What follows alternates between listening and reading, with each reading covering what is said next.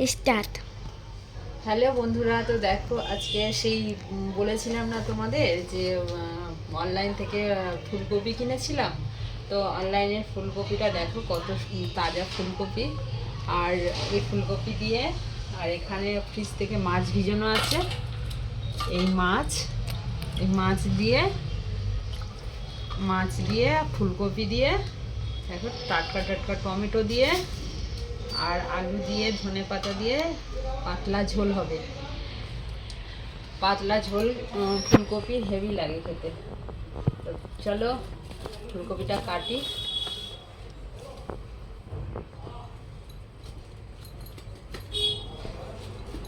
খা। ও হয়ে গেছে।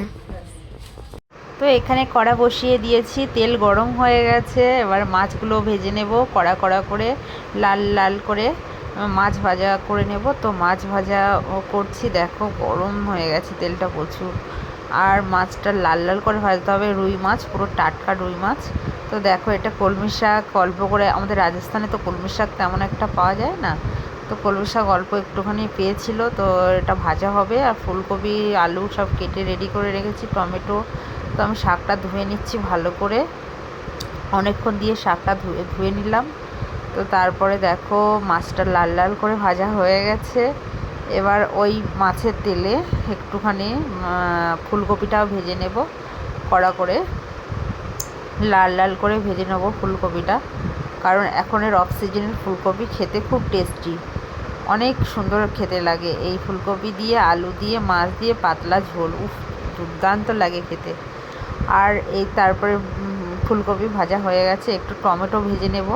আমি টমেটো একটু ভেজে ঝোল ফুটে উঠলে তারপরে আমি টমেটো ভাজাটা দিই, কারণ আমি আলুর সাথে টমেটো ভাজি না। দেখো ফুলকপিটা লাল লাল করে ভেজে নিয়েছি, কত সুন্দর লাগছে দেখো ফুলকপি ভাজাটা। তো তারপরে এখানে মাছ ভাজার উপরে টমেটোটা ভেজে তুলে নিলাম। তুলে নেওয়ার পরে একটুখানি কড়ায় তেল দিলাম, দিয়ে তারপর একটু পাঁচফোড়ন দিলাম। পাঁচফোড়নটা ভাজা হয়ে গেলে তারপরে একটু পেঁয়াজ দেব। দেখো পাঁচফোড়ন ভাজা হয়ে গেছে। আর আমি জিরের সাথে একটা রাঁধুনি মশলা আছে, সেই রাঁধুনি মশলাটা বাটা করে তারপরে তরকারিটা করি। তরকারিটা হেভি টেস্টি হয়, তো খুবই ভালো লাগে খেতে আমার এই তরকারিটা। কি বলবো তোমাদের, যারা ভালোবাসো পাতলা ফুলকপি আলু মাছের ঝোল, তো তারা জানো কত ভালো লাগে খেতে। আর আমি একটুখানি রাঁধুনি মশলা অ্যাড করি। তারপরে দেখো পেঁয়াজ ভাজা হয়ে গেছে, আলুটাও ভেজে নেব ভালো করে, লবণ হলুদ দিয়ে একটু কষিয়ে কষিয়ে ভালো করে ভাজা করে নিয়ে তারপরে জল ঢেলে দেব।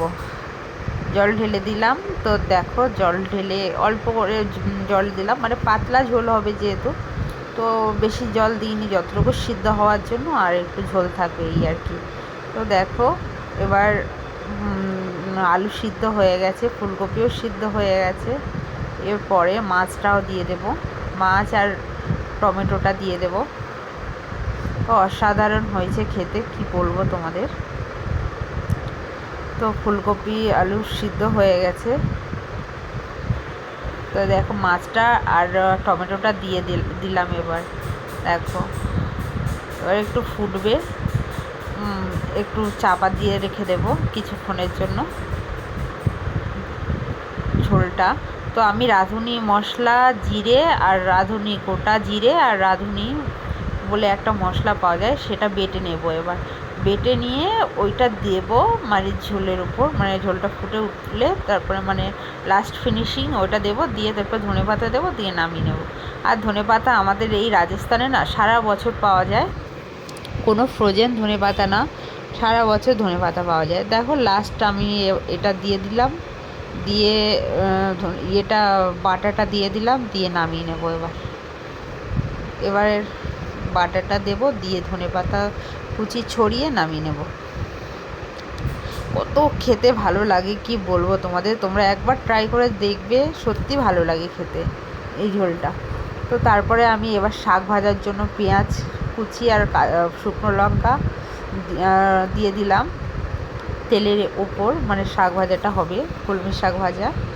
তো তারপরে দেখো একটু রসুন কুচি দিয়ে দিলাম, রসুন থেতো করে।